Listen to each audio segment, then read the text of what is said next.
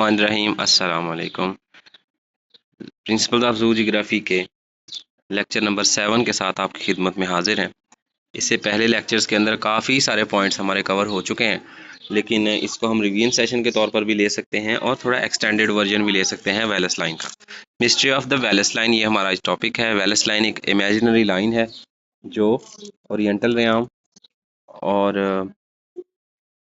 Australian realm के दरमियान एक जो है वो करती है, बाउंड्री डेवलप करती है between south east Asians and Australian Sahul continent. Sunda and Sahul, south east Asian Sunda coast, Sunda island और ऑस्ट्रेलियन साहुल कॉन्टिनेंट के दरमियान में। This the line was first identified by Britain's Alfred Russel Wallace in 1860। 1860 के अंदर ये जो है वो सबसे पहले एल्फ्रेड रसल वेलस, जिसको फादर ऑफ बायोजियोग्राफी भी कहा जाता है, उसने ये किया। एल्फ्रेड रसल वेलस की जो पर्सनैलिटी है ये थोड़ी कंट्रोवर्शियल सी पर्सनैलिटी है। इसका जो है वो एरा वो चार्ल्स डार्विन के और एरा के साथ कंपैटिबल है। दोनों सेम एज ग्रुप के थे और एक ही वक्त में जो है वो इस दुनिया में रहे हैं, और इनकी स्टडीज़ भी क्वाइट सिमिलर हैं टू ईच अदर। स्टडीज़ भी एक दूसरे से क्वाइट सिमिलर हैं, और इनका जो डोमेन है या फील्ड ऑफ रिसर्च है वो भी एक दूसरे से काफ़ी कॉमन है। इवन इनकी जब हम थ्योरी को देखते हैं, दोनों की फील्ड तो डिफरेंट हो सकती है, लेकिन इनकी जो फाइंडिंग्स हैं उसमें भी बहुत ज़्यादा सिमिलैरिटी है विद अ सर्टेन एक्सेप्शंस, सिर्फ चंद एक्सेप्शंस के अलावा। In the mid 1800s the great naturalist Alfred Russel Wallace, जिसको ए.आर. वेलस भी कहते हैं, exploring what is now Indonesia came upon a mystery.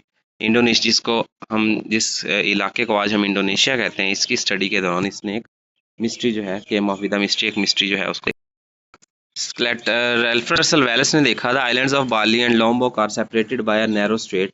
एक बारीक सी जोर सी आबनाई से ये सेपरेट हैं। Just 12 miles across at its closest point, करीबी तरीन जो पॉइंट है उससे 12 मील away. On Bali there are elephants, अगर बाली आइलैंड की, ये आइलैंड्स के नाम है बाली भी और लॉम्बोक भी।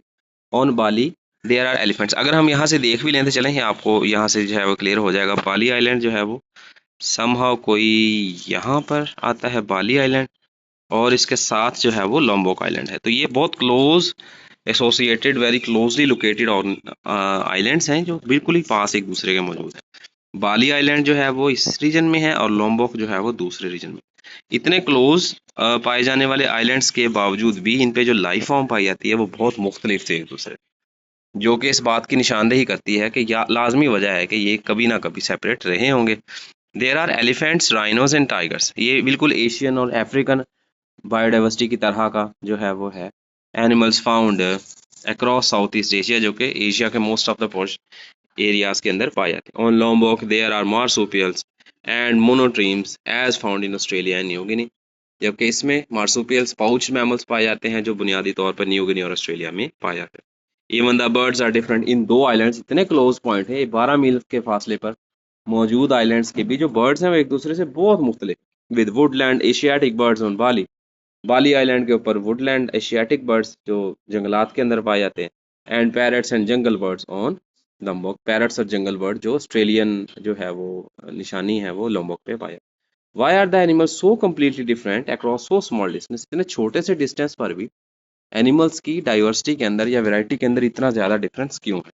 Wallace theorized that the very deep water of the Lombok Strait somehow formed a dividing line that the animals couldn't cross. तो वेलस ने थ्योरी पेश की कि जो लोम्बोक की आबना है, आबनाए लोम्बोक है, इसके अंदर जो अंडर वाटर ऐसी डीप जो है वो डिवीजन है या डिस्टेंसिंग है जिसकी वजह से ये नहीं इसको क्रॉस कर सके। जियोलॉजिस्ट बैक्ड हिम अप, बहुत सारे जियोलॉजिस्ट ने जो है वो इसको सपोर्ट किया। Noting that during the past several ice edges, के पिछले कई जो बर्फ या बर्फानी दो अदवार थे जब पूरा एरिया जो है वो बर्फ से ढका हुआ था, sea levels would have fallen, जो समुद्री सतह है वो ड्रॉप होगी, and the islands from Bali to mainland Asia would have connected by land bridges, और इस पानी की कमी की वजह से लैंड ब्रिजेस जो हैं वो अपीयर हो गए। अच्छा, लैंड ब्रिज का कॉन्सेप्ट भी बड़ा मज़ेदार है, उसको भी किसी दिन डिस्कस करेंगे, तो जिसकी वजह से ये मेनलैंड एशिया से जुड़े हों।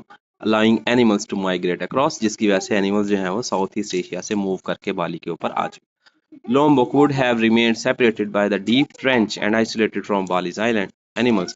Lombok जो है वो उसको डीप ट्रेंच या जो समुद्री घाटी है, समुद्र के अंदर मौजूद घाटी थी, उसकी वजह से ये सेपरेट रहा, जिसकी वजह से एनिमल्स जो है वो क्रॉस ना कर सके। Allowing Australasian species to colonise, Asian south east Asian mammals की स्पीसीज की एब्सेंस की वजह से, बड़े लार्जर प्रीडेटर्स या मैमल्स की एब्सेंस की वजह से दूसरे ऑर्गेनिज्म जो है उनको कॉलोनाइज करने का या जिंदा रहने का मौका मिल गया।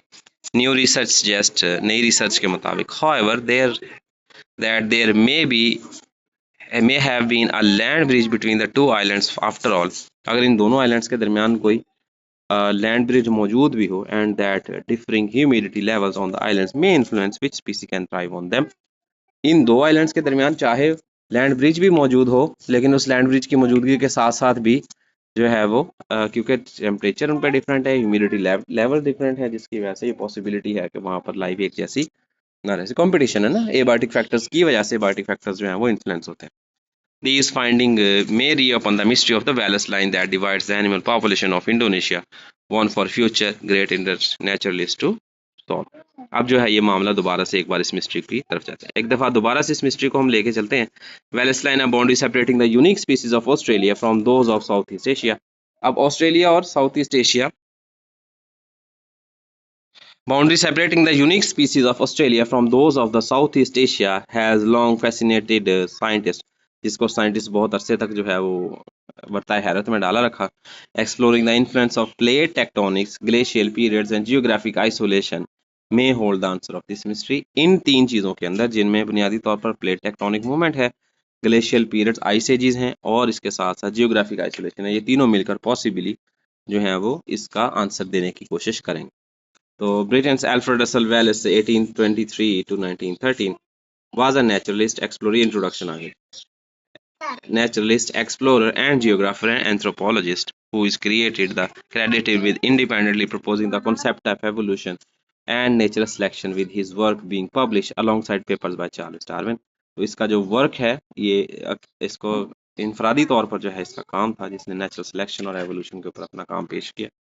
But Wallace's observation on species distribution across the Maline archipelago located off the west coast of Australia are likely why Charles Darwin, but Wallace's observation on species distribution across the Maline archipelago located off the northwest coast of Australia are likely why many recognize his name today। लेकिन वेलिस की जो observation species distribution पे malign archipelago में थी, वही वजूहात हैं जिसकी वजह से आज भी वेलिस को जाना जाता है, While traveling and exploring the islands of Malayan archipelago, Wallace encountered very different species in Bali and Lombok। तो ये वेलिस वो पहला बंदा था जिसने लोम्बोक और बाली पर डिफरेंट स्पीसीज की एग्जिस्टेंस को नोटिस किया। Separated by a narrow strait that is 12 miles away, Bali was home to species like those in mainland Asia, like elephants, large cats and rhinoceros, yet none of these are found on the neighboring islands of Lombok, which is just off to the east and closer to the Australia, जो कि Australia के करीब है और उसके east side पर मौजूद है। इस तरह का कोई भी animal, elephant, large cats, tigers वगैरह, लेपर्ड्स वगैरह और राइनोज इनमें मौजूद नहीं थे। Wallace hypothesized that the species separation was due to geographical barriers, specifically the deep ocean trenches that isolated the islands on either side of the Lombok Strait, giving evidence of his evolutionary beliefs. He speculated that species on each side evolved in isolation, leading to the distinct flora was observed today। यहाँ पर Alfred Russel वेलिस की एक photo दिखाई गई है, और इस photo के जो एंड नोट्स हैं ये साबित करते हैं कि सिंगापुर में 1862 में ली गई। ये इसकी फेमस बुक है जी, the Malayan Archipelago, land of the orangutan and the bird of the paradise. ये बुक है जी, most successful book, the Malayan Archipelago chronicles his exploration of the region of 1854 to 1862। इस बुक के अंदर He describes not only the plants and animals of the region, इस इलाके के plants और animals को ही डिस्कस नहीं किया, but also the geology and volcanoes, और उस इलाके की ज़मीनी साख्त और आतिफिशानी के अमल को, the peoples he met and the hardship encountered during his 14,000 mile journey, जो जितने लोगों से वो मिला और जितनी हार्डशिप जो है, जितनी सख्तियाँ उसने झेली हैं 14,000 मील के सफ़र में। During the trip, he collected over 125,000 specimens, including insects, mollusks, birds, reptiles and mammals, जिनमें insects, mollusks, birds, reptiles और mammals शामिल हैं। ये बुक का उसका फ्रंट पेज है। ये अल्फ्रेड रसल वेल्स की फ़ोटो है। मेरा ख्याल है हमने इसको पहले देख लिया है एक बार, तो इससे चलेंगे अब हम आगे। नेक्स्ट है जी हमारे पास जी बैकग्राउंड, हिस्टोरिकल बैकग्राउंड देखेंगे। The biogeographical boundary now known as Wallace line, इसको आज हम वेल्स लाइन कहते हैं, helped lay the foundation for modern evolutionary biology and biogeography. यही वो बाउंड्री लाइन है जिसके ज़रिए बायोजियोग्राफी की बुनियादें रखी गई। This invisible line has fascinated scientist for over a century, एक सदी से भी ज़्यादा वक्त जो है वो साइंटिस्ट को बरता हैरत में डाली रखा। As it represents one of the most striking patterns of biogeography, जिसकी वजह से एनिमल डिस्ट्रीब्यूशन की एक बड़े जो है वो हैरान कुन पैटर्न को यहाँ पर डिस्क्राइब या डिस्कस किया गया। ऑन वन साइड, एक साइड पर अगर हम देखते हैं, we find the marsupials and monotremes typical of Australia and New Guinea. इसमें ऐसे एनिमल्स पाए जाते हैं जिनका स्ट्रिक्टली या डायरेक्टली रिलेशन है ऑस्ट्रेलिया के साथ।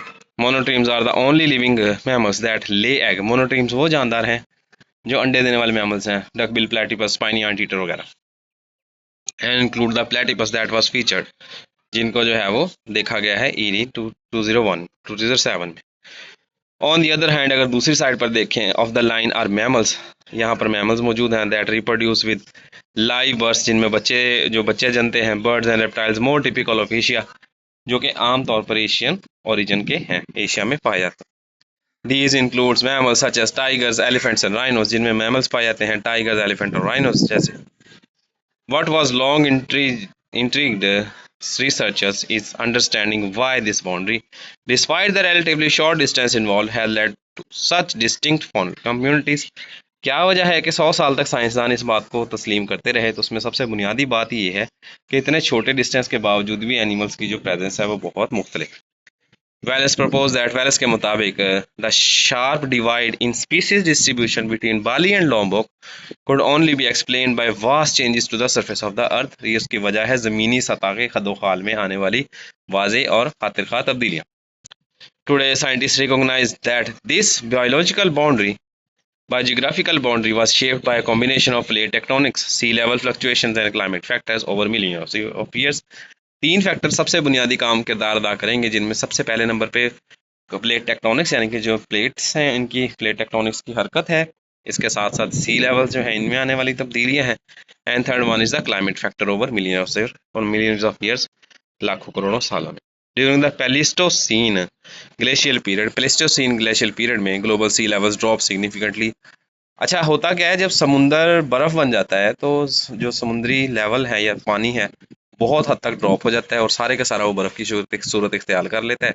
और यही बर्फ़ानी जो है ये नए रास्तों को जन्म देता है, जिनसे मुख्तलिफ ऑर्गेनिज्म जो है वो एक जगह से दूसरी जगह मूव कर जाते हैं।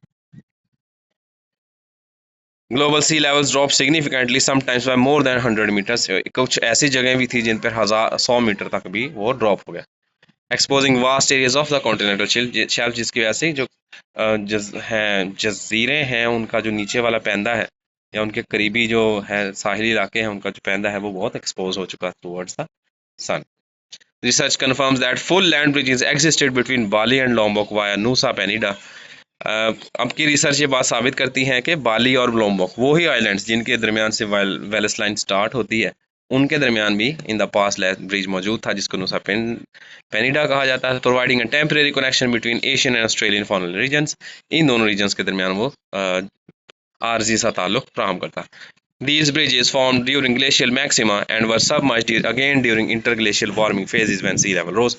ये माजी के अंदर इंटर जो है ये लैंड ब्रिजेस ये आइस एजेस के अंदर बनते भी रहे हैं और ख़त्म भी होते रहे हैं। तो ये फ्लक्चुएशन, रैंडम फ्लक्चुएशंस बनती रही हैं।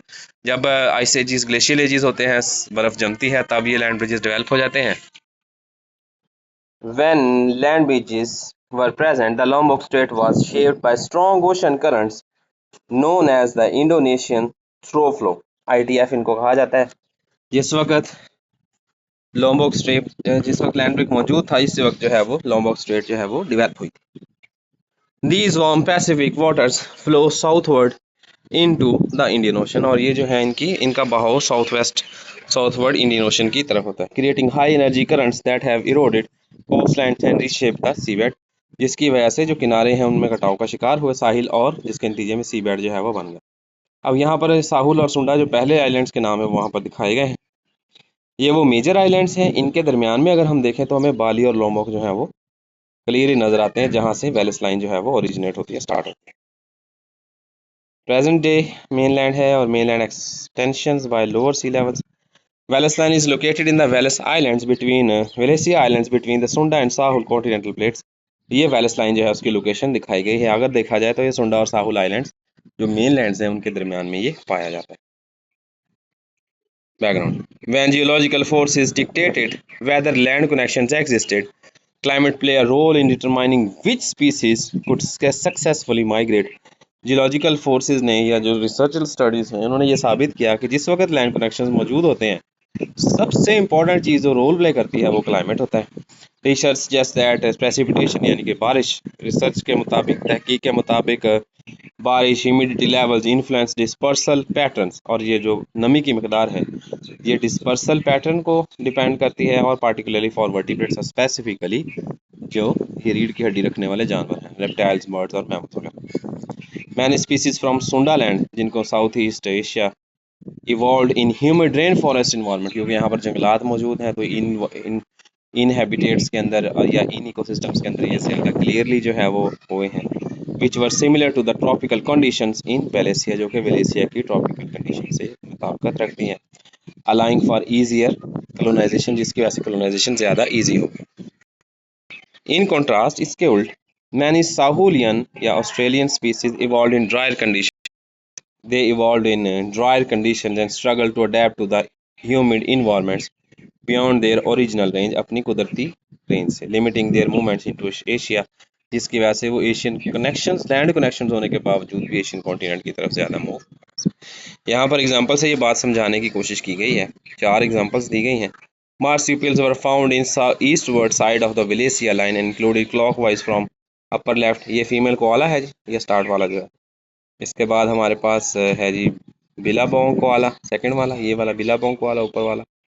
इसके बाद and Aussie wild life park park mark Macquarie, New South Wales, Australia. इसके बाद माहोगैनी ग्लाइडर है, और इसके अलावा यंग ईस्टर्न ग्रे कैंगरू है, और इसके साथ साथ जो है वो सुलवेसी बियर कुसकुस है एट ग्रांड नमस्किन एमनिल फ्रंचेस, इंडोनेशिया के अंदर। इससे चलेंगे आगे, तो आगे background, Wallace line is not a static boundary, ये कंप्लीट बाउंड्री तो बहरहाल नहीं है, रिस्ट्रिक्टेड बाउंड्री नहीं है। It has shifted over time due to the interplay of geological transformation, क्योंकि तब्दीलियाँ बार बार होती चली जा रही हैं, ये तब्दीलियाँ इन्हेंस करती हैं, जिसकी वजह से वेलिस लाइन जो है वो भी शिफ्ट कर जाती है from one place to another. And climate change as sea level fluctuated, जैसे समुद्री जो सतह समुद्र है वो कम या ज़्यादा होती रहती है। Land bridges appeared and disappeared, जैसे समुद्री सतह समुद्र जो है वो कम या ज़्यादा होती है, इसी तरीके से लैंड ब्रिज बनते और ख़त्म होते चले जाते हैं। Windows for species migration, offering brief Windows for species migration, जो कि स्पीसीज की हरकत के लिए, हिजरत के लिए रास्ता फराहम करते हैं। एट द सेम टाइम इस वक्त adaptations to past environmental condition influence the direction of faunal exchange, और इसके साथ साथ जो माजी के जो मौसमियाती तब्दीलियाँ हैं या हालात हैं, ये फॉनल एक्सचेंज को इन्हेंस करती हैं या रेगुलेट करती हैं। Reinforcing the star contrast between the biodiversity of Asia and Australia that persist today, ये जो एशिया और ऑस्ट्रेलिया के दरमियान आने वाले डिफरेंसेस हैं जो आज भी परसिस्ट करते हैं, इसकी सबसे बुनियादी वजह क्लाइमेट है। This ongoing interplay between geography, climate and biology continues to shape the modern world. आबोहवा, बायोलॉजी और जियोग्राफिया के दरमियान आने वाले जो ताल्लुकात हैं, ये ताल्लुकात आज भी जो है वो मॉडर्न वर्ल्ड को भी इन्फ्लुएंस कर रहे हैं या असरअंदाज हो रहे हैं। Influencing the distribution of species both past and present, माजी के साथ साथ आज की जो स्पीसीज है उनकी डिस्ट्रीब्यूशन को भी enforce. As researchers continue to uncover the complex factors between species dispersal, क्योंकि रिसर्चर्स ने जो है वो नए फैक्टर्स जिनमें स्पीसीज डिस्पर्सल शामिल है, as researchers continue to uncover the complex factor between species dispersal, the Wallace lines serve as a vivid reminder of how delicate the balance between environment and life can be. Wallace line एक जो है वो एक समझ लें कि हमें एक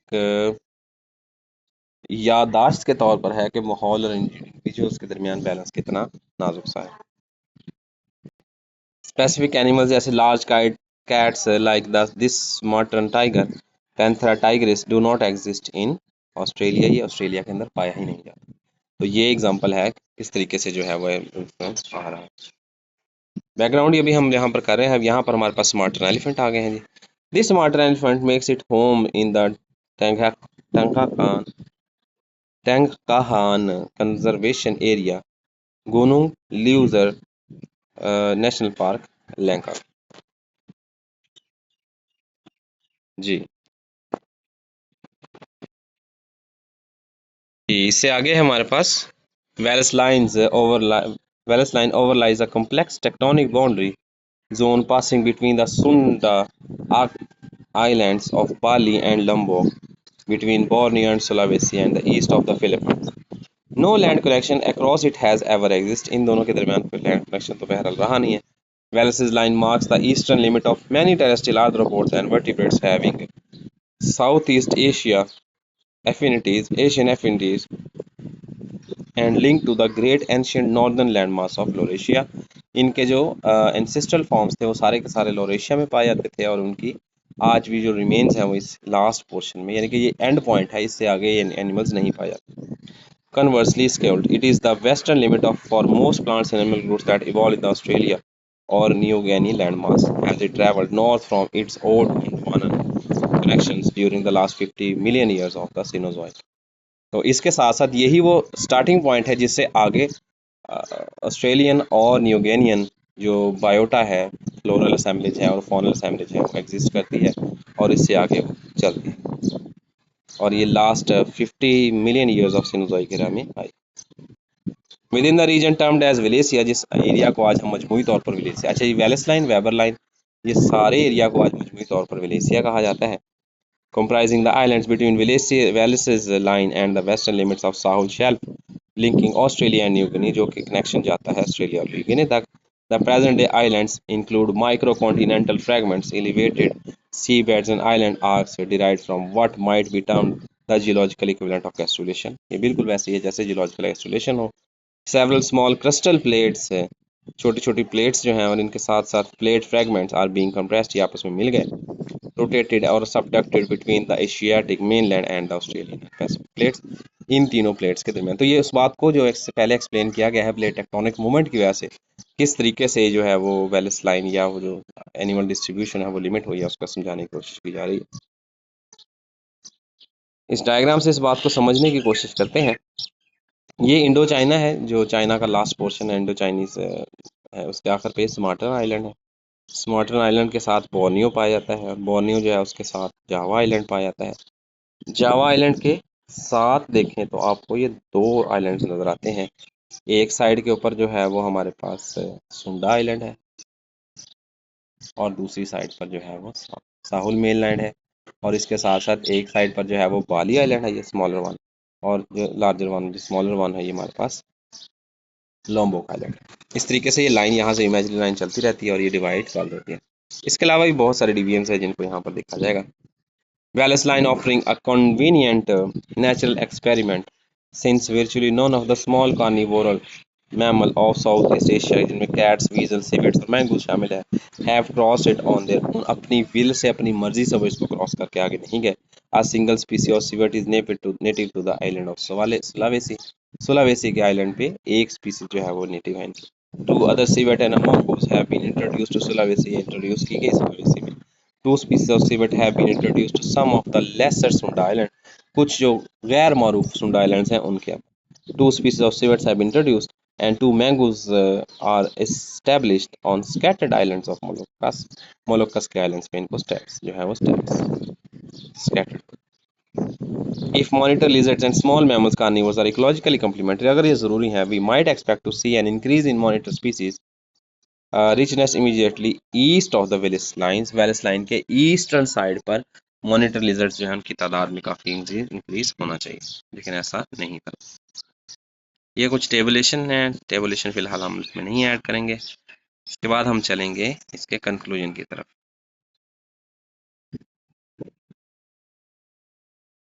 जी, there are many crossroads in Asia, Asia में कई सारे जो हैं वो गुजरगाहें या रास्ते मौजूद हैं।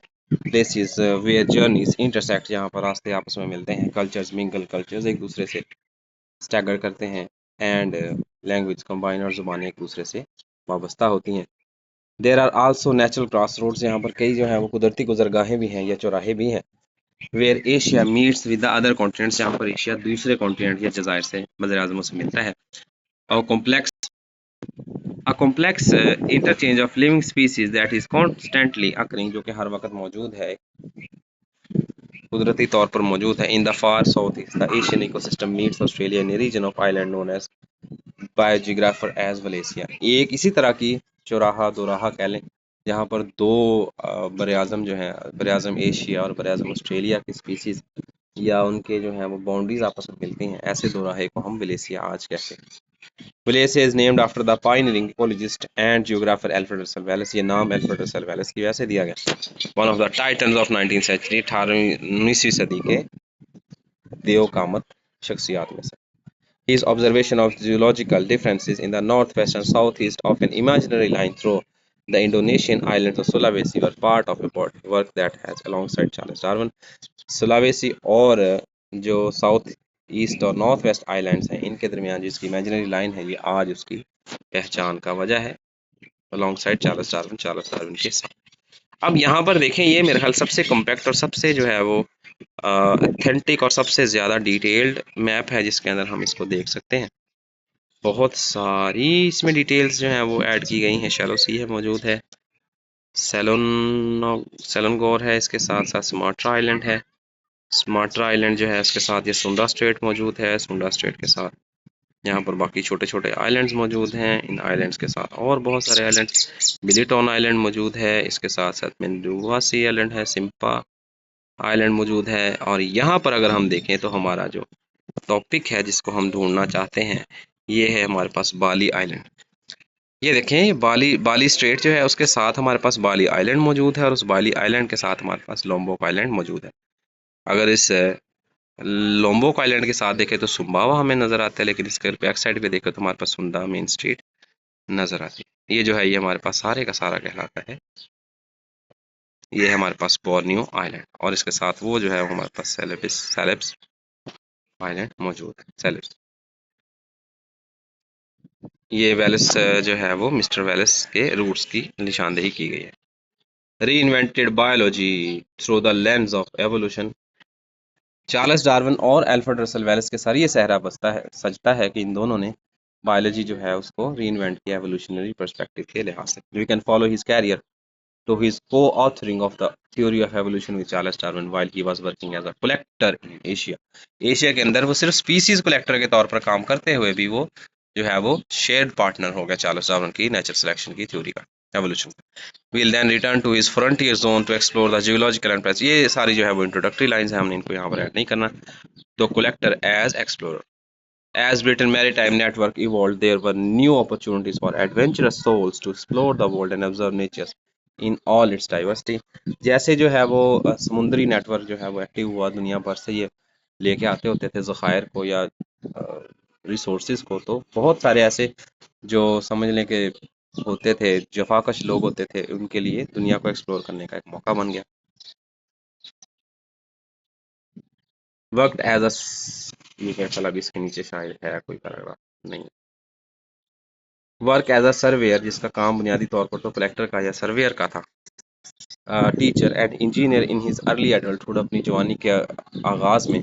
एंड इन 1848 1848 में join a friend on a 4-year expedition of the Amazon as entrepreneurial collector, एक स्पेसिमेन कलेक्टर के तौर पर।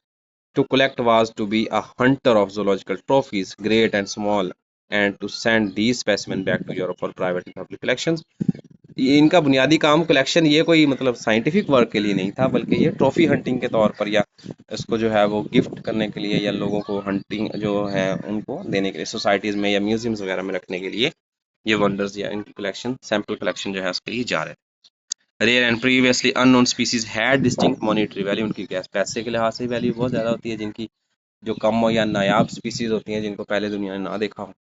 And after 4 years collecting many thousand types of birds, plants, beetles and more, 4 साल में हज़ारों की तादाद में जो है वो प्लांट्स, एनिमल्स और बर्ड्स के जो हैं वो इन्होंने स्पेसिमेंस ले लिए। वेलिस could expect a substantial windfall from efforts, तो वो एक्सपेक्ट कर रहा था कि उसको काफ़ी ज़्यादा इसका जो है। वेलिस also honed his skill as an anthropologist, तो यहाँ पर उसने अपनी जो है वो एक और स्किल जो है उसको दरियाफ्त किया जो कि एंथ्रोपोलॉजिस्ट है। Linguist and cart cartographer during this journey, इस सफ़र के दौरान उसने अपनी एबिलिटीज़ को, स्किल्स को देखा। And was the first European to discover regions of Amazonia, ये वो पहला यूरोपियन था जिसने अमेजोनियन जो है वो एक्टिविटीज को डिस्कवर किया या एरिया को डिस्कवर किया। Tragically almost his entire collection was lost at sea when he the ship caught fire, जैसे ही जहाज को आग लगी तो वो सारे का सारा उसका जो है वो कलेक्शन वो जल के खाकस्तर हो गई। And Wallace and the surviving crew were fortunate to be rescued at sea from a lifeboat, एक लाइफ बोट के जरिए इनकी जिंदगी बचा ली गई।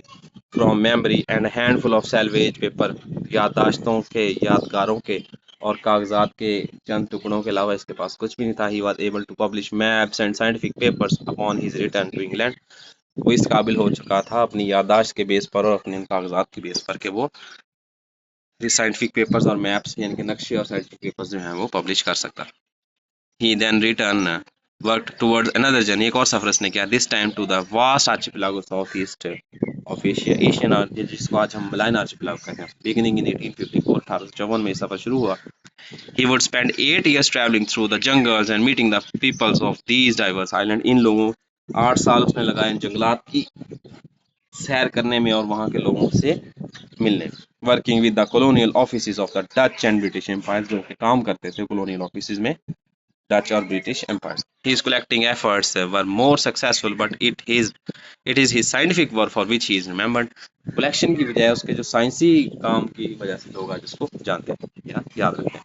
He wrote in his best-selling narrate the Malayan Archipelago, किताब उसने लिखी जिसको मलायन आर्चिपेलागो, ये हम पिछले जो है वो डॉक्यूमेंट के अंदर उसको देख भी चुके हैं, लेकिन इसी लेक्चर के फर्स्ट 5 to 6 मिनट्स के अंदर मलायन आर्चिपेलागो का फ्रंट पेज लगाया।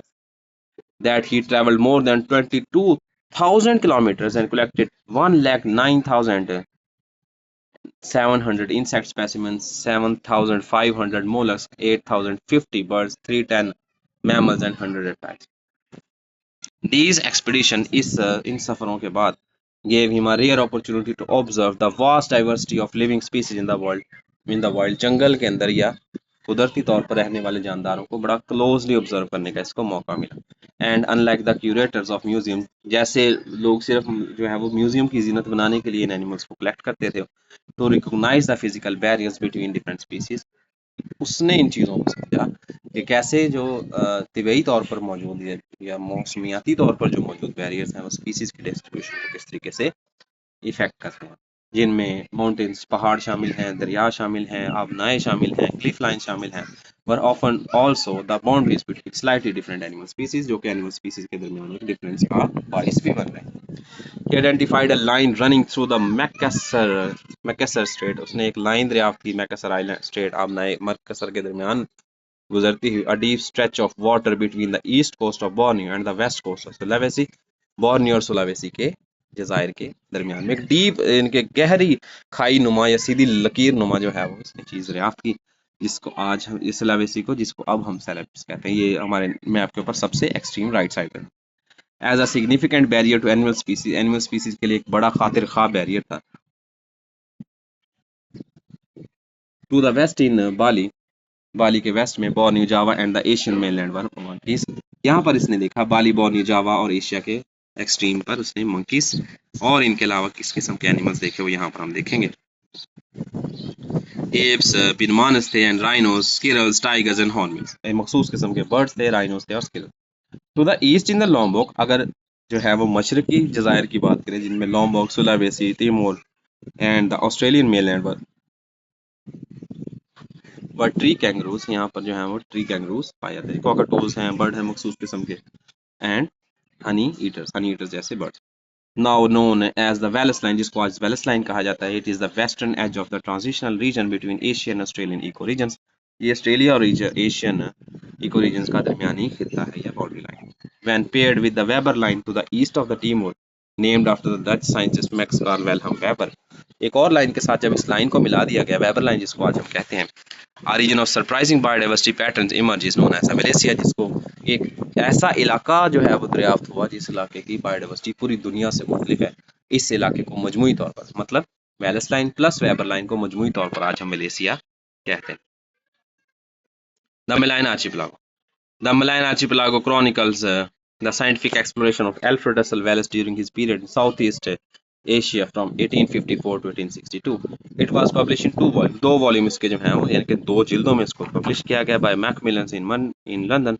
मैकमिलन पब्लिशर्स जिनकी मशहूर किताबें आज भी हमारे कोर्सेज का हिस्सा हैं, उन्होंने जो है इसको पब्लिश किया। The work was illustrated with engravings based on Wallace sketches by illustrators like Thomas Baines, E.W. Robinson, Joseph Wolfe and T.W. Wood। तो जो क्रेविंग्स उसने डेवलप की थी, जो स्केचेस उसने फराहम किए थे, उन स्केचेस की बाकायदा डायग्राम्स बना के उनको ऐड किया गया था मलायन आर्चिपेलागो के एडिशन के अंदर। ये है जी फ्रंट पेज, ये पिछली में भी हमने देखा था, यहाँ पर ये दोबारा से जो है वो ऐड हो रहा है। ये बर्ड ऑफ पैराडाइज है, नीचे जो हमारा वहां पर मौजूद है, that is the bird of paradise. और ये है हमारे पास बिलो ये stretch of the racket tailed Kingfisher obtain, ये है बर्ड ऑफ पैराडाइज हमारे पास, और ये है racket tailed kingfisher. Shells you could think of the regions linking, ये मेरे ख्याल हमने कर लिया। Patterns animals can be clarified by study, हाँ जी ठीक है। Wallace identified a line running through the Macassar Strait as a significant barrier to the evolution. The patterns of animal species can be clarified by studying the geological history of the region. अगर उस इलाके की ज़मीनी साख्त को हम लोग study करें तो हमें ये पैटर्न्स की डिस्ट्रीब्यूशन क्लियरली समझ आ सकती है। Looking at a map of water depth, पानी की गहराइयों को अगर हम देखें, it is clear that the Valesian islands are situated in but separated from the two continents dominated by the islands of Sulawesi, including Flores, Lombok, Timor and other, and Valencia dry land is surrounded by deep water। तो ये दिखने में हमें लग सकता है कि ये एक जैसे जज़ायर, एक दूसरे के करीब जज़ायर मौजूद हैं, लेकिन इटसेल्फ ये जज़ायर एक दूसरे से काफ़ी दूर दूर भी हैं और सेपरेटेड भी हैं physically. To the north with Sunda continental shelf is submerged south eastern corner of the Asian continent. ये जो सुंडा है जी कॉन्टिनेंटल शेल्फ है, ये सबमर्ज पोर्शन है एशियन कॉन्टिनेंट का। And to the south east the land masses of New Guinea, और ये स्ट्रेचेस होता है land masses of New Guinea तक। Australia and Tasmania sit on the Sahul continental shelf, जबकि ये साहुल कॉन्टिनेंटल शेल्फ के ऊपर ये तीनों एरियाज न्यू गिनी, ऑस्ट्रेलिया और तस्मानिया पाए जाते हैं। During the ice ages, when the sea levels were low, जिस वक्त sea levels काफ़ी low थे, the bodies of water along the Wallace and Weber line were deep enough to remain filled। ये इतने ज़्यादा डीप थे कि पानी से भरे रहते थे। By contrast, the waters west of Borneo towards Malaysian Peninsula were exposed as land bridges। यहाँ पर पानी इतना कम हो चुका था, it looks like a land bridge or connection जिसके ऊपर से animals move होते थे। Peninsula were exposed as land bridge and the fauna is more similar to that of the mainland Asia। इसी वजह से इन आइलैंड्स के ऊपर जो लाइफ फॉर्म पाई जाती है ये ज्यादा सिमिलर है to the mainland Asia. Valencia is actually less biodiverse than the islands of the continental shelf। Continental shelf की बजाय जो वेलेसिया है उसके आइलैंड्स कम बायोडाइवर्स है। जाहिर सी बात है, एक तो वैसे वो सेपरेटेड हैं फ्रॉम ईच अदर है, एंड सेकेंडली उनके दरमियान में लैंड ब्रिजेस बनते और खत्म होते रहे। You could think of the region as being too distant from either Australia or Asia to have been colonized by an abundance of animal species। आप ये तस्वर कर सकते हैं कि वो मेनलैंड एशिया या मेनलैंड ऑस्ट्रेलिया से काफ़ी डिस्टेंट एरिया में वाक़ हैं, जिसकी वजह से colonization as difficult हो सकती है।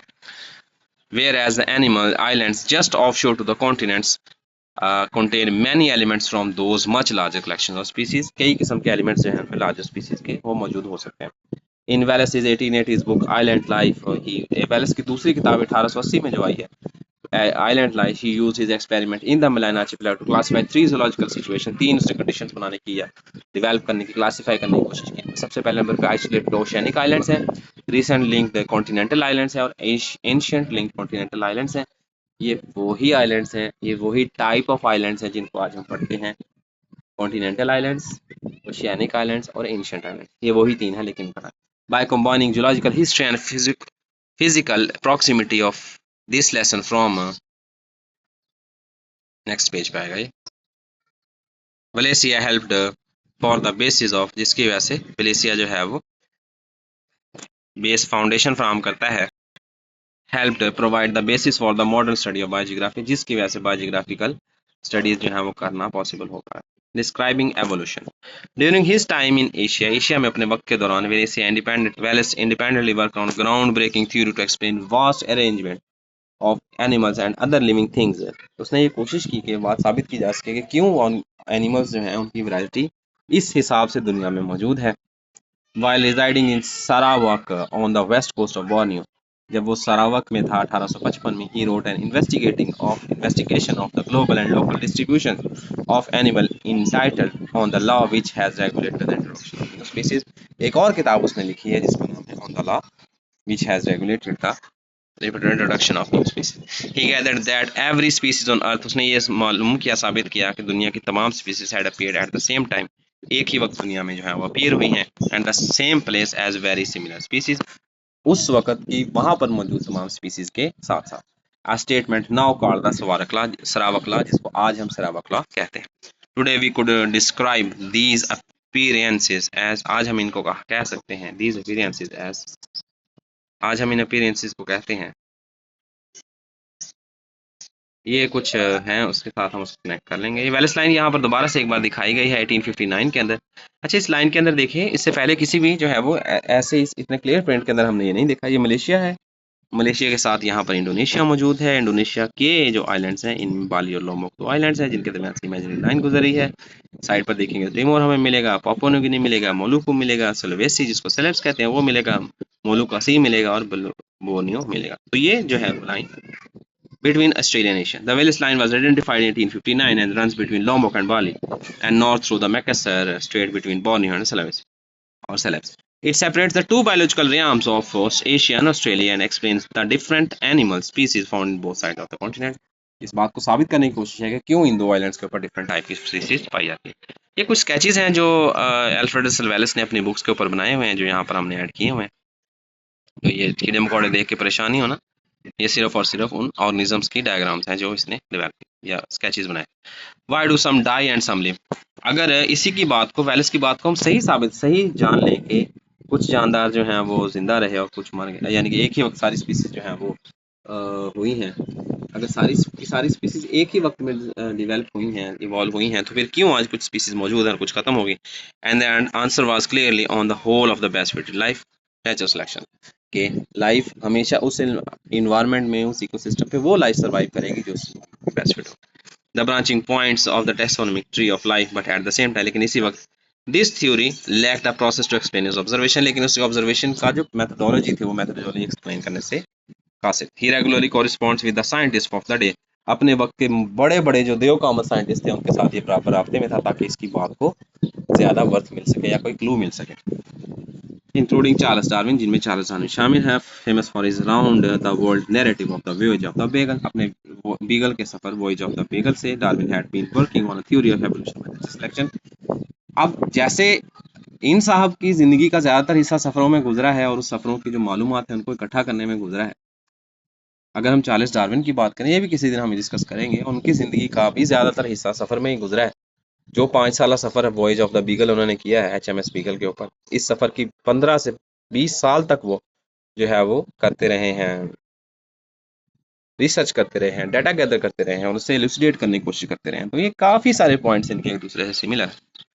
Working on a theory of evolution by natural selection, जो कि काम कर रहे हैं नेचुरल सिलेक्शन, कुदरती चुनाव की थ्योरी ऑफ एवोल्यूशन पे, in which only the most well adapted organisms reproduce and in which small variations led to many distinct form of life. तो ये नेचुरल सिलेक्शन में बुनियादी तो ये ही 2 पॉइंट्स हैं कि वो वाले ऑर्गेनिज्म जो हैं वो किसी इन्वायरमेंट में ज़्यादा पहले प्रोड्यूस होंगे जो उस इन्वायरमेंट में ज़्यादा बेस्ट फिट होंगे, और छोटी छोटी वेरिएशन, छोटी छोटी तब्दीलियाँ, छोटे छोटे रवैयों में आने वाली तब्दीलियाँ बाद में बड़े लेवल की तब्दीलियों का बाइस बन सकते हैं।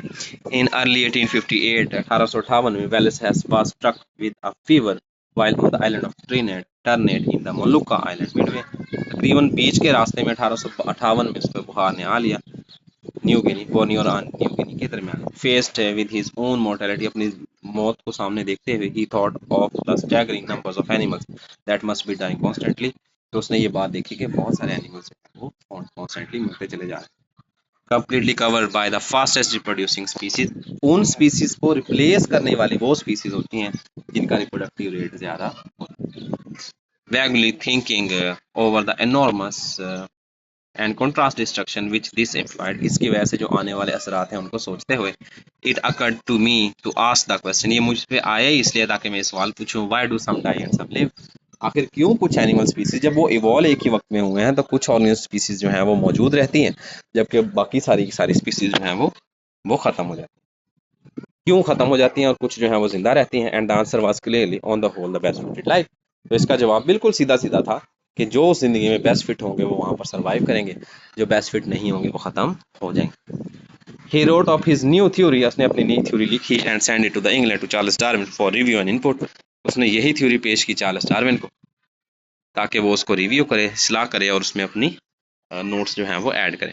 Seeing in Wallace's paper conclusions that closely mirrored his own unpublished research, Darwin का भी यही रिसर्च था, डार्विन का भी यही कहना था, यही रिसर्च थी on the voyage of beagle पे, उसने यही रिसर्च की थी और लेकिन इसका पेपर अभी पब्लिश हुआ नहीं था, उससे पहले पहले अल्फ्रेड रसल वेलेस ने जो है वो अपना पेपर पब्लिश कर दिया और idea almost identical to the Charles Darwin. Darwin was spurred to extraordinary action, उसको जो है वो काफ़ी धचका लगा। At a scientific meeting on 1 July 1858, 1858 में 1 जुलाई को होने वाली मीटिंग में their work was presented to British academia as a joint publication, इन दोनों ने जो है वो मिलकर अपना काम जो है वो ब्रिटिश एकेडमिया में पेश किया। Wallace a less prominent scientist, Wallace बराए नामी साइंटिस्ट था, इतना ज़्यादा उसको जो है वो नहीं थी, पॉपुलैरिटी नहीं थी, मशहूर और मरूफ साइंटिस्ट नहीं था। Remain grateful for Darwin for bringing the work into prominence, वो चार्ल्स डार्विन के लिए शुक्रगुजार था कि उसके काम को मेन स्ट्रीम में, हाईलाइट में, लाइमलाइट में लेकर आए। But more than 150 years later, 150 साल बाद, Wallace's name has been almost entirely eclipsed, आज हम इस नाम को जानते ही नहीं है। आज सिर्फ नेचुरल सिलेक्शन में एक ही नाम आता है जिसको चार्ल्स डार्विन कहा जाता है, लेकिन ये काम ज्वाइंटली पब्लिश्ड हुआ था अल्फ्रेड रसल वेलेस और चार्ल्स डार्विन के। एक यहाँ पर मैं बात आपको बताऊं, जब मैं खुद 9th क्लास में था, जब पहली बार मैंने अल्फ्रेड रसल वेलेस का नाम पढ़ा था, या इंटर में था जिस वक्त मैंने चार्ल्स डार्विन का जो है वो पढ़ा था, कंट्रीब्यूशन पढ़ी थी और अल्फ्रेड रसल वेलेस के साथ इनका कॉन्फ्लिक्ट पढ़ा था या इनका कॉम्बिनेशन पढ़ा था, मीटअप पढ़ा था, तब मेरे भी माइंड में यही क्वेश्चन आया था, क्या ऐसे ही हुआ होगा कि अल्फ्रेड रसल वेलेस ने भी यही पॉइंट पेश किया था जो चार्ल्स डार्विन ने पेश किया था। तो आज मुझे इस सवाल का जवाब मिला है कि यस, इन दोनों का कंबाइंड जॉइंट पब्लिकेशन थी, लेकिन आज हम सिर्फ चार्ल्स डार्विन को जानते हैं, अल्फ्रेड रसल वेलेस को नहीं जानते। वेलेस लिव अंटिल 1913, 1913 तक वो जिंदा रहे, publishing widely popular travels and science book and pursuing interest in social activism and spiritualism in his later life. अपनी ज़िंदगी के आखिरी औकात में, वो आखिरी सालों में वो सफ़रनामे और साइंस की बुक्स लिखते रहे और सोशल एक्टिविज्म में, समाजी तौर पर अपने आप को जो है वो रखने में, एक्टिव रखने में और इसके साथ साथ स्पिरिचुअलिज्म वगैरह में अपनी ज़िंदगी गुजारते रहे। And internationally famous, he found himself at odds with many of his scientist colleagues for his enthusiasm for supernatural. After his death, his renown faded. उसकी जो पॉपुलैरिटी है वो काफ़ी हद तक वो खत्म। Now today, in the 21st century, his memory and achievement have been championed and acknowledged anew. आज उसकी जो है दरियाफ्तें हैं या उसकी जो साइंटिफिक सर्विंग्स हैं, कंट्रीब्यूशंस हैं, उनको खिराज तहसीन पेश किया जाता है, लेकिन उसकी ज़िंदगी में इनको ना किया गया। इन वेलेस फुटस्टेप्स, वेलेस के नक्शे कदम पर today you can visit the islands of the archipelago and follow in Wallace's footstep, आप उन्हीं तरीके से उसको फॉलो करें जिस तरीके से वेलेस ने जो है वो किया था। The time have certainly change, वक्त तो तब्दील हो चुका है। Even the most remote islands he visited are now linked into the global data sphere and part of the international culture. वो आइलैंड जो दूर अफ्तादा आइलैंड्स थे, जिनको ये बड़ी मुश्किल से लोकेट करके पहुंच के वहां पर पहुंचा था, आज वो आइलैंड्स जो हैं वो गूगल अर्थ के ज़रिए या इन सिस्टम्स के ज़रिए उसको लिंक कर दिया गया है और वो एक्सेसिबल है। Like Wallace famous book, Wallace की मशहूर तरीन किताब you can begin in Singapore, इस किताब में you can travel east to the Malaysian state of Sarawak on the western coast of Borneo. Here, just near the capital of Kuching, city of cats, you just upriver from Santubong national island. तो ये वेलेस की जो है वो final photo है at last years Wallace से, ये हाँ जी हम कर चुके हैं। Where Wallace wrote of the Sarawak law, यहाँ तक आप पहुँच जाएंगे जहाँ पर सरावक लॉ लिखा था।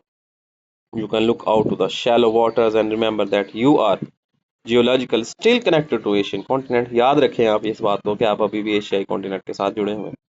Behind you the immense rain forest of Indonesia, आपकी पिछली साइड पर इंडोनेशिया के घने जंगलात मौजूद हैं। Kalimantan hide countless species awaiting discoveries, बहुत सारी स्पीसीज अभी भी जो है वहाँ डिस्कवर्ड पड़ी हुई हैं। And on the far side of the mountains, अगर पहाड़ों की दूसरी सिम देखें, the Makassar strait marks an important transition point, ये मकासर की जो अब ना है ये वो पॉइंट है जिससे आगे दुनिया ही बदल जाए। From there the islands of Malaysia await, जहाँ पर वो मखसूस किस्म के आइलैंड्स आपका इंतजार कर रहे हैं, Lombok, Timor and Ternate and the Moluccas and many more, और बहुत सारे आइलैंड्स जिनमें लॉम्बोक, टिमोर और टर्नेट शामिल हैं। You will have woodpeckers to the west and parrots to the east, आपकी जो आपकी मगरिब की साइड पर जो है वो वुड पैकर्स हैं, और आपकी जो है दूसरी साइड पर मशरिक की साइड पर आपको पैरट्स महसूस होंगे। You could spend a life time studying the animals of these tropical islands, आप इन जज़ायर के ऊपर पूरी ज़िंदगी रिसर्च कर सकते हैं। एंड वाटर्स ऑन इलाका and yet there be many more to find still, बहुत सारे फिर भी ऐसे एनिमल्स होंगे जिनको स्टडी करना अभी बाकी रह जाएगा। There is no better laboratory for studying biological geography than this archipelago between these two continents, इन दो कॉन्टिनेंट से बेहतर कोई भी आर्चिपेलागो नहीं है जहां पर लाइव स्टडी की जा सके। वाइडी baldness is a conservation ecologist based in Tasmania in the far southern corner of Australasia. As a scientist he specialized, ये मेरे ख्याल से जो है हमारे उनका इंट्रोडक्शन है, जो रिसर्चर हैं ये जो ऑथर हैं इस बुक के। As a scientist he specialized in climbing trees to document the treetop environment, and as a conservationist he seeks to use geography and map making to make every exclusion an exploration. इन्होंने कोशिश की है कि हर तमाम चीज़ें जो है हम एक्सप्लोर हो सकें। तो ये था हमारा continental drift theory, Wallace line. Wallace lines जो है उसकी एक्सप्लेनेशन, और इसमें कोशिश की है कि मैंने एक दफ़ा दोबारा से इस टॉपिक को ज़िंदा कर दिया जाए। इससे पहले ये टॉपिक पिछले अपने चैनल पे मैंने इसको एक बार अपलोड किया था, लेकिन टू सम रीज़न वो वीडियो मैं खुद उसको सेटिस्फैक्टरली नहीं समझता था, वो इम्प्रॉपर थी वीडियो, इनकम्प्लीट वीडियो थी, उसमें डिटेलिंग मिसिंग थी।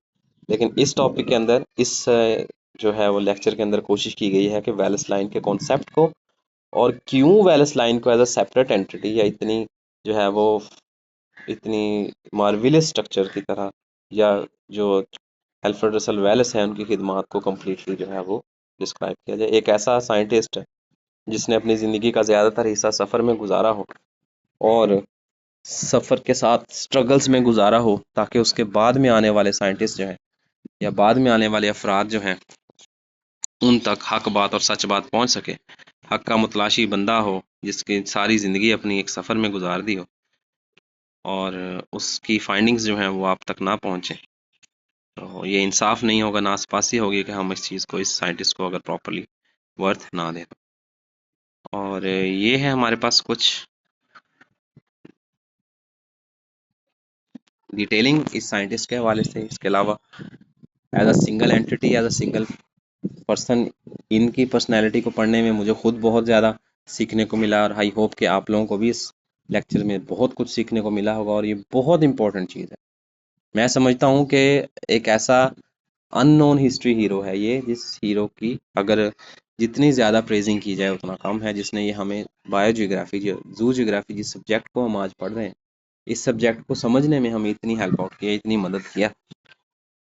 आज के दौर में जहाँ पर रिमोट एरियाज तक एक्सेस करना पॉसिबल हो रहा है, आज से सैकड़ों साल पहले अगर कोई साइंटिस्ट वहाँ पर पहुँचा है और उसके एक्सप्लोरेशंस के नतीजे में नई फाइंडिंग्स हम तक पहुँची हैं, और आज हम इन चीज़ों को जो है वो स्टडी कर पा रहे हैं और उनकी लॉजिकल एक्सप्लेनेशंस को एक्सप्लेन कर पा रहे हैं, तो ये सारा सेहरा अल्फ्रेड रसल वेलेस को जाता है और उनके को साइंटिस्ट को जाता है। एक सवाल यहाँ पर मैं ऐड करना चाहूँगा, बहुत सारे लोग अभी भी ये सोचते होंगे कि क्यों हमारे एरिया में एक अब देखें ब्रिटिश साइंटिस्ट है, ब्रिटिश एक्सप्लोरर था ना अल्फ्रेड रसल वेलेस, अब ब्रिटिश से वो चले हैं, ब्रिटिश से चल के कहाँ दुनिया की दूसरी नुक्कड़ पर वो पहुँचे हैं। ब्रिटिश भी एक्चुअली दुनिया की एक नुक्कड़ ही, अमेरिका से पहले ये ख़त्म हो रहा है, तकरीबन एक्सट्रीम साहिल पर ये इलाका मौजूद है। क्यों वहाँ से ये चले हैं, और चलने पर पूरी दुनिया गुजर के दूसरी नुक्कड़ पर जो है वो जाकर वो एक्सप्लोरेशन करते हैं, और वहाँ पर मौजूद लाइफ और लाइफ की एग्जिस्टेंस या नॉन एग्जिस्टेंस के लिए आने वाले जो चैलेंजेस हैं, उन चैलेंजेस को वो स्टडी करते हैं, नोट करते हैं, उन हार्डशिप्स को वो फेस करते हैं, क्यों हमारे मुल्क के अंदर, क्यों हमारे सूबे के अंदर, क्यों हमारी जो पॉलिसीज़ हैं या हमारी अप्रोचेज़ हैं, हमारी प्रायोरिटीज़ हैं, उनके अंदर एनिमल डिस्ट्रीब्यूशन या जो एक्सप्लोरेशन ऑफ एनिमल फाuna है, एवी फाuna है, या बायोटिक डिस्ट्रीब्यूशन है, बायोलॉजिकल डिस्ट्रीब्यूशन है, जूजियोग्राफिकल डिस्ट्रीब्यूशन है, ऐसा कोई भी पेपर हमारे एरिया से पब्लिश क्यों नहीं होता? ये एक ऐसा क्वेश्चन है, ये एक ऐसा सवाल है जिस सवाल का हम सबको इंतज़ार है। मैं ये क्वेश्चन आप लोगों के लिए छोड़ता हूँ। क्या वजह है, क्यों हमारे साइंटिस्ट, क्यों जब हम वाइल्ड लाइफ ऑफ पाकिस्तान का सब्जेक्ट पढ़ते हैं तो उस वाइल्ड लाइफ ऑफ पाकिस्तान के सब्जेक्ट में आपको पाकिस्तान का जो मेन स्ट्रीम बायोटा है या मेन स्ट्रीम वाइल्ड लाइफ है उसके ऊपर कोई बुक ही नहीं मिलती। कोई मॉडर्न डेज में, कोई पिछले 10 20 30 साल के अंदर कोई रिसर्च पेपर नहीं मिलता। क्यों बायोडाइवर्सिटी के जो चैलेंजेस हैं, क्यों क्लाइमेट चेंज के जो चैलेंजेस है पाकिस्तान के अंदर, उनके ऊपर कोई रिसर्च पेपर नहीं मिलता। क्यों इन तमाम एरियाज़ के अंदर, इन तमाम डोमेन्स के अंदर हमारा मुल्क वीक है? क्यों इन चीज़ों के ऊपर हम लोग जो है वो काम नहीं कर पा रहे हैं, जबकि हमारे एंसेस्टर्स या जो यूरोपियन एंसेस्टर्स हैं वो बहुत सारे काम करते हैं? क्यों केमिस्ट्री हमारा, हम मुसलमानों का, ये समझ लें हम लोग पाइनियर्स हैं इस सब्जेक्ट के, केमिस्ट्री सब्जेक्ट के, लेकिन आज केमिस्ट्री सब्जेक्ट क्यों इतना ज़्यादा जो है वो बन रहा है, इतना ज़्यादा जो है उसकी इंटेंशनल, उसका जो है रोड मैपिंग है वो इतनी ज़्यादा मुश्किल क्यों होती चली जा रही है? क्या वजह है केमिस्ट्री में, फिज़िक्स में, बायो में, वाइल्ड लाइफ में, बायोडाइवर्सिटी में पाकिस्तान में रिसर्च नहीं हो रही है? क्यों हमें कोई नया पब्लिक जो है वो, हमें रेड डाटा बुक पाकिस्तान की वो नहीं देखने को मिलती है? क्यों हमारे इलाके के अंदर हमें कोई वाइल्ड लाइफ कभी देखने को नहीं मिली है? कोई ज़िंदगी का कोई लाइफ इवेंट ही होगा कोई आपने अपने इलाके के अंदर, जहाँ पर भी आप मौजूद हैं वहाँ पर कोई एक आध लाइफ वाइल्ड लाइफ का ऑर्गेनिज्म देखा हो? आखिर क्या वजह है, कौन रिस्पॉन्सिबल है, किसकी रिस्पॉन्सिबिलिटी थी, किसकी ज़रूरत थी, किसकी जिम्मेदारी थी इन तमाम क्वेश्चंस का सॉल्व करना? किसने इन तमाम चीज़ों को देखना था? किसने साइंटिफिक अप्रोच को, साइंटिफिक रिसर्च को इस लेवल पर लेकर आना था जिस लेवल पर उसको होना चाहिए था?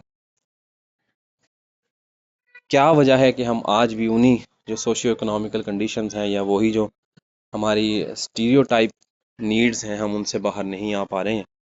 क्या वजह है कि हमारे लिए रिसर्च एक बहुत मुश्किल टारगेट बन चुका है? तो ये क्वेश्चंस हैं जिनका आंसर मैं चाहूँगा कि आप लोग कमेंट सेक्शन में या मुझे लाजमी तौर पर बताएं।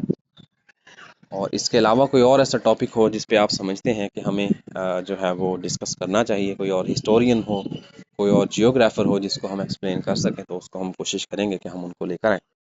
वेलिस line, Alfred Russel Wallace completely explain हो चुका।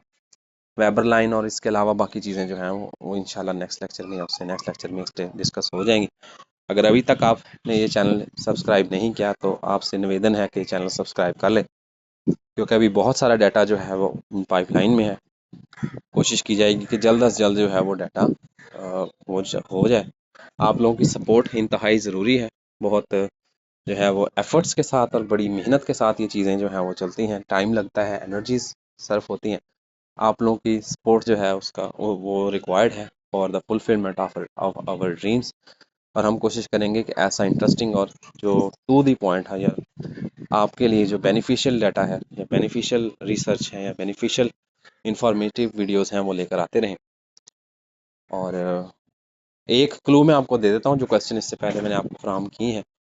सबसे ज़रूरी चीज़ है, जब भी आप किसी जगह पर साइंटिफिक रिसर्चेज जो हैं उनको अलाउ करते हैं तो उन साइंटिफिक रिसर्चर्स को या जो साइंटिस्ट होते हैं उनको आपको ये गाना रोज़गार करना पड़ता है, उनको फाइनेंशियली स्टेबल करना पड़ता है, उनके स्कॉलरशिप्स आपको डेवलप करने पड़ते हैं, जिसकी वजह से ये पॉसिबल हो पाता है। साइंटिफिक फंडिंग फराहम करनी पड़ती है।